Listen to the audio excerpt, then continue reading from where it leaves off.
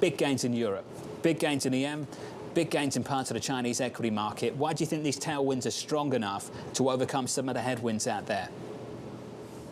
So overall, I still am fairly pessimistic on the overall outlook for equities, but I think that there's going to be pockets of growth that should outperform. And I think you're going to see more differentiation this year versus what we saw in 2022. And so specifically, I think that those names that are really geared towards Asia and the China reopening story are going to be the places that are going to outperform and where you really want to hone in on your bets. And so there are names in the U.S. that I think should do well. Some of the luxury names, specifically geared names to international travel, and some of the hotel and leisure names should outperform. And then I even think some of the tech sector should also start to do well, particularly given the fact that duration we're now starting to see, or rates are starting to move lower.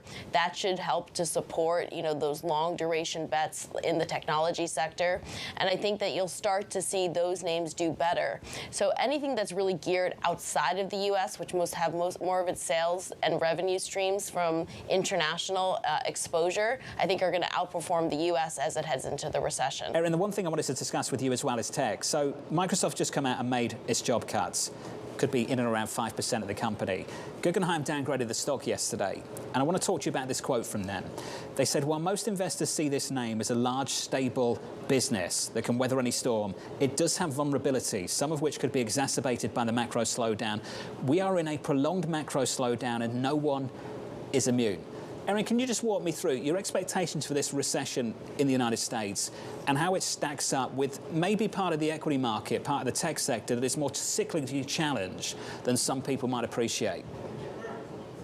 So I think that's right, but I think that played out through most of 2022, and you saw material underperformance of the tech names on the back of, first, a slowdown in overall demand, and secondarily, higher interest rates. And now we're starting to see that a very, much more severe slowdown is priced in the tech sector versus what we're seeing across other cyclical sectors.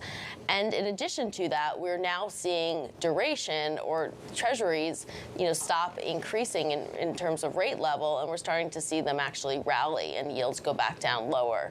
And so I think, just given the fact that a pretty severe outlook for revenue growth is already priced into many of these names, and the fact that we're starting to see duration start to move in favor of treasuries, or move in favor of the tech sector, I actually think that the tech sector is one of the few sectors that is really discounting a recession in its outlook.